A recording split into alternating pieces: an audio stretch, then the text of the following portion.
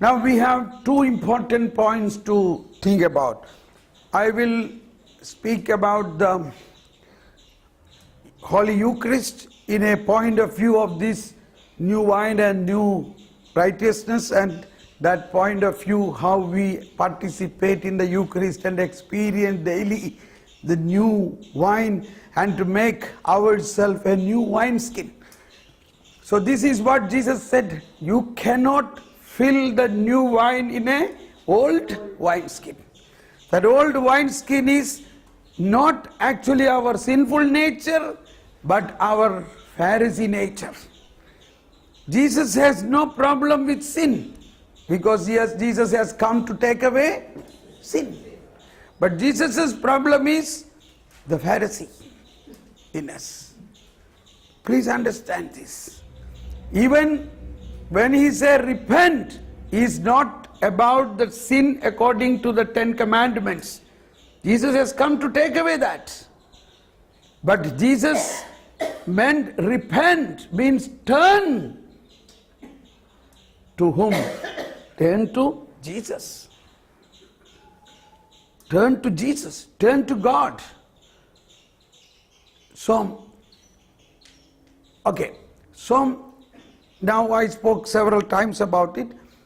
Now what we have to really understand, although this is something not new for us, what is life in the Spirit, okay? Life in the Spirit is an old thing for us.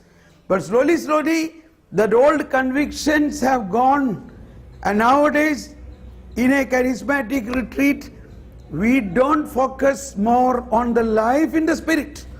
We focus in several other things. I am not criticizing, I am just bringing back what is exactly life in the Spirit means. In fact, Christian life, what is Christian life? Christian life is life in the Spirit. See? Very good. Now, in the catechism, there are 4 parts in this catechism. First part is proclamation of our faith. Second part is celebration of our faith. Third part is life in the Spirit, life in Jesus Christ. Fourth part is prayer. So, in the third part, paragraph 1699,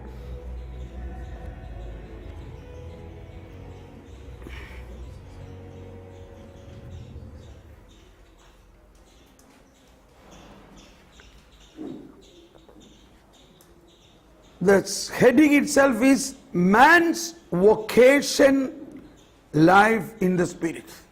What is man's vocation? Life in the Spirit. This is the big heading. Life in the Holy Spirit fulfills the vocation of man. This life is made up of divine charity and human solidarity. So,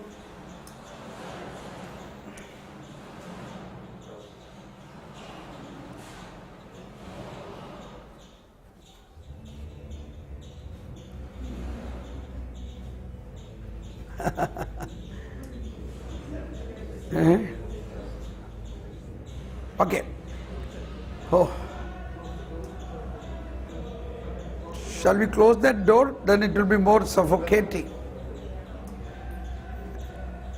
Can we close that door?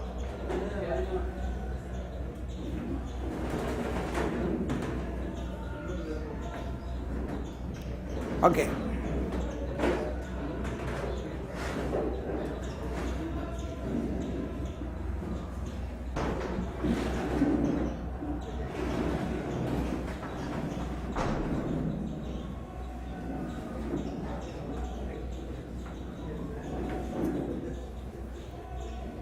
Oh, good.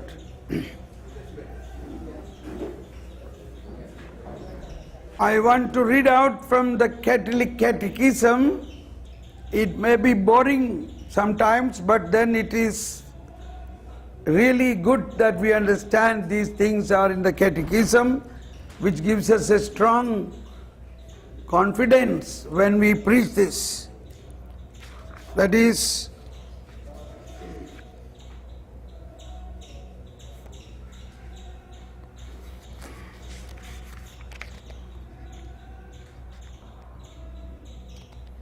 in a credo, we also proclaim, I believe in the Holy Spirit. So, Holy Spirit is not only for charismatics, it is for every human being, not only for Christians, every human being. Holy Spirit is working so generously. You can see in Divine Center, about 15 years back, I gave a retreat only for Hindus, non-baptized persons here. There were more than 800 people here.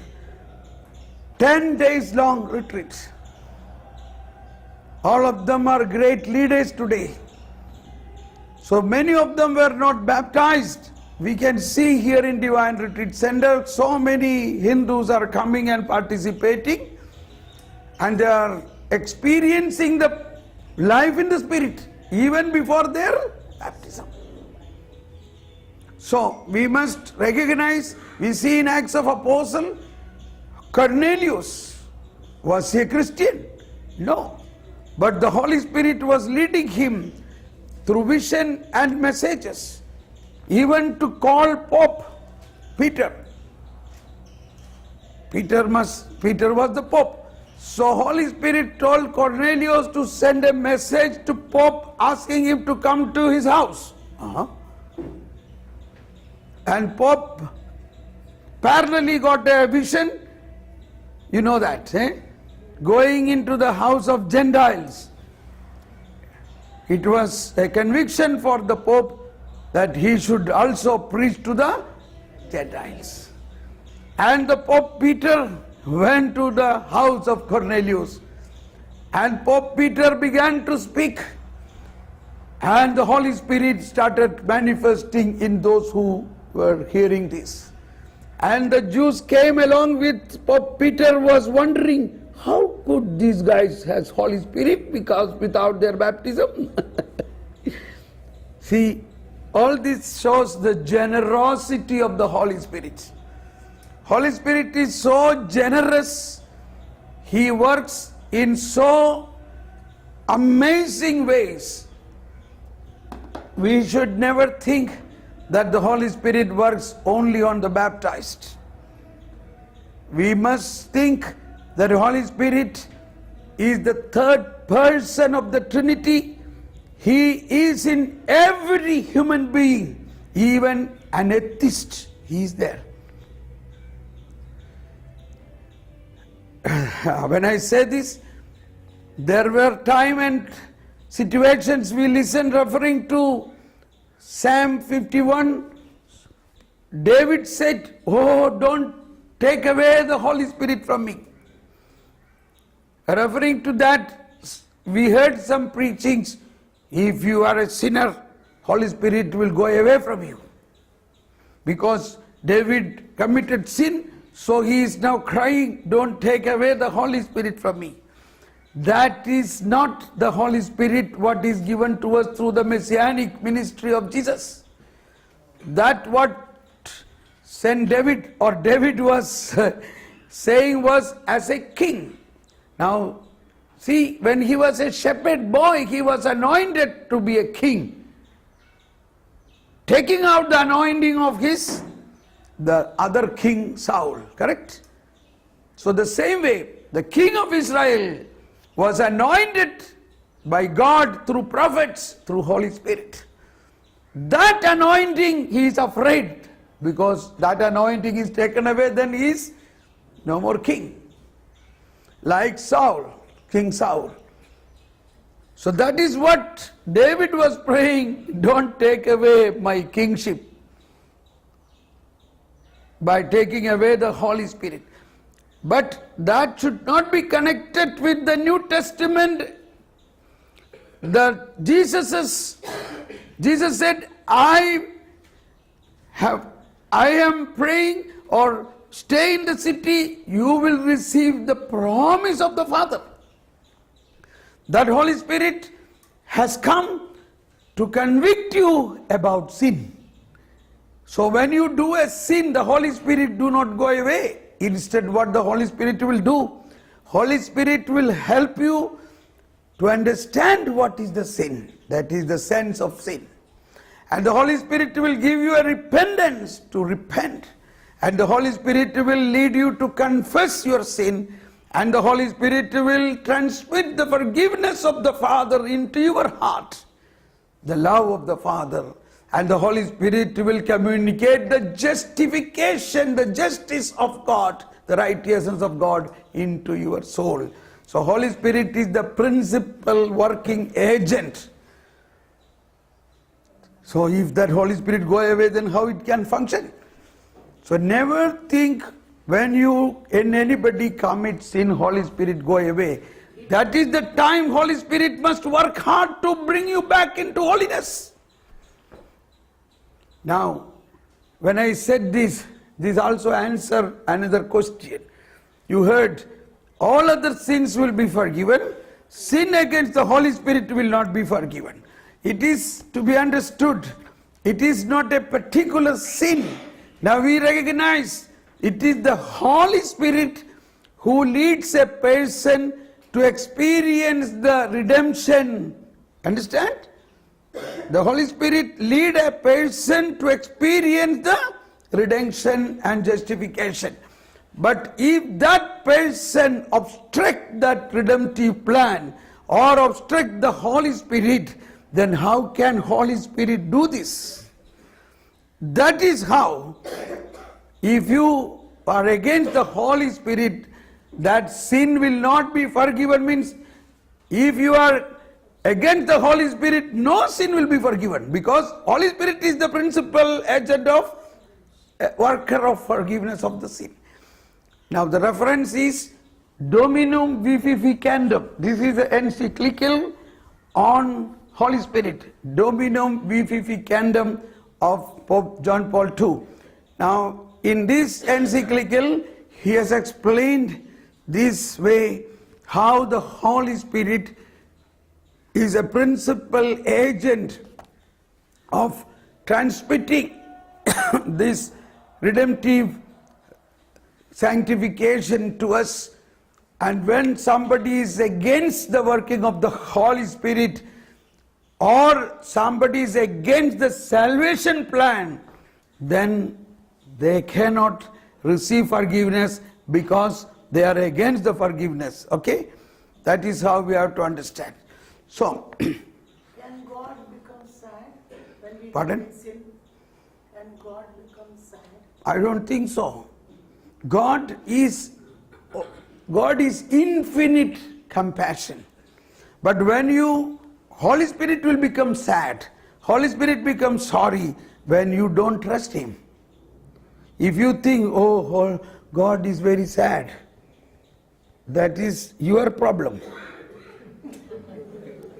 Some beats like that. Yeah? God becomes so sad. So that's the You are thing. committing sin. Yeah, that's the thing. All that is to be understood. Why we commit sin? Why we commit sin? I am repeating this. We commit sin because sin is in you. It is not your fault. What is your fault? Your fault is you don't really believe in Jesus. The process.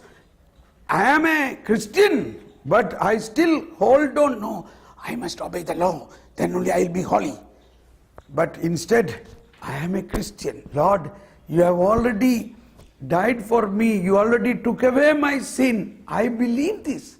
And I eat your body, drink your blood, and I am already receiving you, the Redeemer in me, and you have already taken away my sin. I believe this, Lord. And that is where it is gone. Then you fully believe in that. Then next, coming out from the Mass, you don't focus on that, Moses. Only on the commandment. This change you have to recognize your life is led by the Holy Spirit. When your life is led by the Holy Spirit, these things will change. Okay? Now I will read out that, then it will be more clear. When you say, I believe in the Holy Spirit, what do you believe? That's the point. Whenever we say, I believe in Holy Spirit, what do you believe? What is the function of Holy Spirit? What is He working? What is it doing? That is what we are believing, correct? So when we say, I believe in Holy Spirit, we say, I believe in Jesus Christ, then we say, He died for us, He raised, everything we believe. I believe in God the Father, Almighty, Creator, but what about Holy Spirit? So that is what we should believe. What Holy Spirit is doing to us, that we should believe. Holy Spirit is the principal agent of our life. Holy Spirit is transmitting all that redemptive grace and justification into us and living a life led by the Holy Spirit. Now I am adding something, not led by the commandments. Now I said, suppose you have a servant in your home, you have a garden, so you say, come on, morning, you instruct him. See, you have to water that plants, you have to do this, you have to do this, you have to do this, okay? By 4 o'clock, all this work you must do. Ready? That means you are commanding because he is a servant. Will you command this to your son? What he will do, the son will see what you are doing and do all what you do. Praise the Lord. Praise the Lord. That is what Jesus said. The son see what father is doing and all what father doing the son will do. There is no need of a commanding. The son is behind you. Papa, I will do this. No, I will do this. Okay. Mama, I will do this. You don't do it. I will do this. You don't have to command him. That is son. Whereas if there is a servant, he is waiting for the order. Tell me, madam, what should I do? You must do this. Oh, that is a lot of work. No, you have to do this, okay? Otherwise you have no wages today. Okay, I will do it, okay. You see the difference? So we saw in the parable of prodigal son and his elder brother. The elder brother was in home, but he is like a servant. He is not enjoying the freedom of the Spirit like a son. So the main point St. Paul says is, you are a son. That is what Jesus said. You are a son. You have been given the spirit of the Son, so you will live like Son and do all what I do, you will do. So we have to rediscover what it means a child of God, a son of God. That is what Holy Spirit is leading us. You are a child of God. You have all what privileges like Jesus. Okay, now I will read out.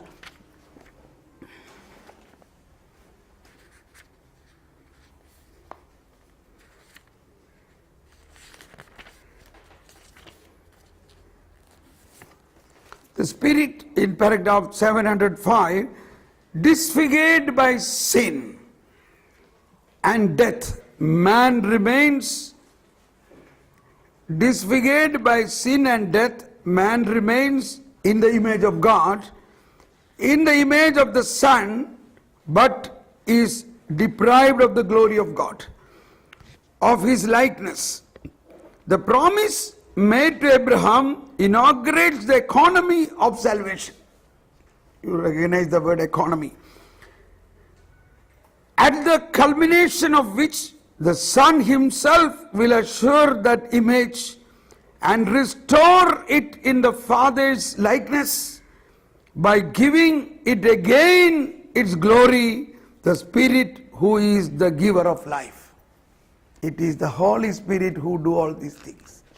The tarnished image and likeness is regained by the messianic sacrifice and the passion, death and resurrection, but that is installed in us in a computer language like a new software is installed in us. This new software itself will work to change our likeness, which was tarnished because of the original sin, And now it is changed back to the same like Christ. We become another Christ. Praise the Lord. This is the work of the Holy Spirit. Believe in that. When we say, I believe in Holy Spirit. That is what in the epiclesis in the Holy Mass, Father, you are holy, the fountain of all holiness. All holiness and life come from you through Jesus Christ by the working of the Holy Spirit. Therefore, send thy Spirit upon these gifts and make them holy. You know, this was the main point when I was touched by the Spirit first. It was in Bombay when a celebration was taking place. I realized this outpouring of the Holy Spirit in the epiclesis is not only upon the gifts on the altar. We are the gifts. Before that we sang, all to Jesus I surrender all. Correct? What have we surrendered? We surrendered our life, but we cannot sit on the altar. We are sitting here, but we are actually on the altar. We are offering with Jesus.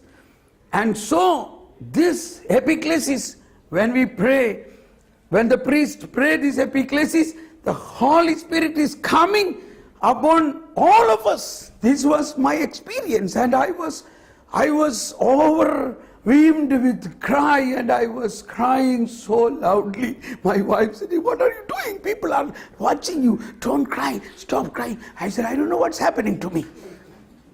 Holy Spirit filled me in the Eucharist. And that day after the Eucharist, I could not go away. I was stamped there. I am not able to get up. I began to experience a real recreating process inside me. A type of holiness, exactly what the epiclesis is telling. Father, you are holy, the fountain of all holiness. All holiness and life comes from you through Jesus Christ, by the working of Holy Spirit. So this is the real Christian life, empowered by the Holy Spirit. And as the Holy Spirit leads us, the Holy Spirit manifests so many charisms, that is secondary. But first of all, what Holy Spirit does, Holy Spirit bring back the image which was lost due to the first sin, and bring back to us to original innocence. Original innocence. That is the image of Christ. That's what Romans chapter 8:29 or somewhere it is there. That step by step you will be made, restored or transformed into the image of Him. Is it 29? For those He foreknew, He also predestined to be conformed to the image of His Son. Yeah, that's it. Which is that word? 29. 29. Yes. Say louder, I will repeat. All. For those He foreknew, For those He foreknew, He also predestined to be conformed to the image of His Son. To the image of His Son. Yes. so that He might be the firstborn among many brothers. Okay. Wait a minute. That's enough. So now I'll read. Against these numbers 705, 706. Against all human hope, God promises descendants to Abraham as the fruit of faith and of the power of the Holy Spirit. In Abraham's progeny, all the nations of the earth will be blessed. This progeny will be Christ Himself, in whom the outpouring of the Holy Spirit will gather into one the children of God who are scattered abroad. God commits Himself by His own solemn oath to giving His beloved Son and the promised Holy Spirit, who is the guarantee of our inheritance until we acquire possession of it. See, what happens normally in a typical charismatic retreat? We speak love, repentance, sin, and then we say, you repent about your sin and you receive Holy Spirit. Only taking that Acts chapter 2, what Peter said. But that is not the only scripture. And we should not only focus on our basic sin there. Holy Spirit is given not because of our repentance. Holy Spirit is given because of the promise of God made to Abraham. And Jesus promised that. That promise is not blocking our sin. That Holy Spirit, when it comes, we receive more repentance, we receive more redemption, more holiness. It is not the other way around. I repent, and I receive Holy Spirit. No, Holy Spirit is given to us. Holy Spirit is God. He is the Trinity. He is the third person. He has been given after the death and resurrection to make everything new. Where is that? That is there here somewhere. Praise the Lord. 711. Expectation of the Messiah and His Spirit. 711 says, behold, I am doing a new thing. Two prophetic lines were to develop. One leading to the expectation of the Messiah, and the other pointing to the announcement of the new Spirit. Praise the Lord. This is going hand to hand.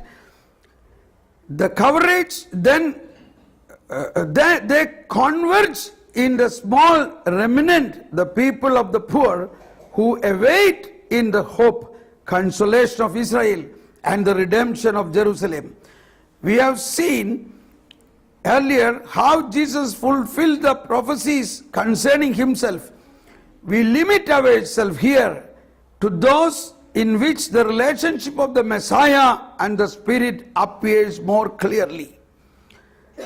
The characteristics of the... Okay.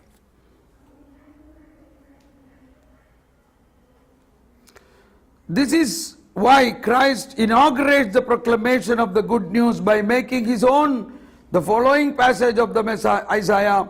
The Spirit of the Lord God is upon me, because the Lord has anointed me. We know this. Okay, so here, what is meant here is this Spirit, what we are in all these quotations or these scripture passages, what Isaiah and what Jesus speak about is a Spirit which will transform us, not by our own power. And that is what give me. No, it's okay. St. Paul in Romans chapter 8:11 says, if the Spirit of God who raised Jesus from the dead dwells in you, He who raised Jesus from the dead will give new life to your mortal bodies by the Spirit dwelling within you. Praise the Lord. So Romans 8:11. Everybody shout out. If the Spirit of God, who raised Jesus from the dead, dwells in you, He who raised Jesus from the dead will also give new life to your mortal bodies by the Spirit dwelling within you. This is the greater work of the Holy Spirit. All those who attended my retreat in 95 onwards, you cannot forget this word which I spoke time and again. And I am the same Thomas Paul. Only thing, I began to experience more and more this life in the Spirit. There are catechisms, but somehow, even these days, I am more made to focus. The Lord is telling, focus the manifestation of the Holy Spirit in sanctification and giving the righteousness of God. Oh, see, one word of God is coming. Now, This is something which I wanted to tell you yesterday but did not come up. I could not say that yesterday. Now it is coming, so I should not forget now. Now this is right time. Praise the Lord. Oh, beauty, beautiful, beautiful. See, remember I said when we spoke about Abraham's faith, God has given faith to Abraham as a gift, and that faith is transmitted to us, okay? But what we have to recognize is what are the contents in the faith. In that faith, what are the different activity God is performing through that faith. So we recognize in Abraham, one was that he believed that all what God spoke and promised will be fulfilled. And then Sarah, Isaac, and then he also believed that even if he kill his son, God has power to raise him up. That is what Jesus, correct? And Jesus is proclaiming.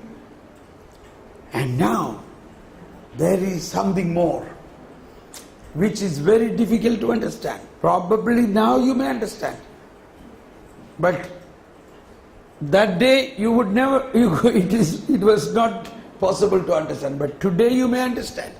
This is Romans chapter 4, 4 and 5. Romans chapter 4, 4 and 5. Romans chapter 4, 4 says, Abraham received the faith not as a, received as a faith as a gift, and it's written, a man received wages. A worker's wage is credited not as a gift, but as something due. That means, if someone is working, he receives wages, correct? That is not a gift. This is to understand, it is not because of his work. Now maybe we read it from first onwards. Romans chapter 4, 1 onwards, let's read that. Romans chapter 4, verses 1. Abraham justified by faith. Abraham justified by faith. That's the point. The same justification we talk about was there in the faith of Abraham, which God has granted to him as a gift. Praise the Lord. Praise the Lord. Come on, read loud. What then can we say? That Abraham found our ancestor according to the flesh. Indeed, if Abraham was justified on the basis of his works, he had reason to boast. But this was not so in the sight of God. For what does the scripture say? Abraham believed God, and it was credited to him as righteousness. A worker's wage is credited not as a gift, but as something due. Okay. So Abraham's faith, through faith he was justified. Through faith he was justified. Read that word again, word 3. Please read that 3 again. For what does the scripture say? Yes. Abraham believed God. Abraham believed God. Say louder, please. Abraham believed God, and it was credited to And him it was credited to him as righteousness. as righteousness. Praise the Lord. This is the same topic we have been reflecting. So Abraham believed, and it was credited to him as righteousness. Now St. Paul is analyzing. Continue now. A worker's wage is credited not as a gift, but as something due. But when one does not work, yet believes in the one who justifies the ungodly, his faith is credited as righteousness. Praise the Lord. Yes, sir. This is what difficult to believe. Now maybe it is easy. Everybody read that in your own Bible, please. Please read in your Bible. It may be some other translation which may be easy to understand too. And everybody read in your own mother tongue language. This is a very critical expression of sin to understand. Nobody often preach this. It is very dangerous to preach this. But when one does not work, When what does not work, yet believe Yet believe in the one in the one who justifies who justifies the ungodly. the ungodly. His That is a faith- sinner. Justifies the sinner. Ungodly, His faith his faith is credited is credited as righteousness. as righteousness. Now, everybody, once again, louder, take your one hand up and repeat loudly. Come on, once again.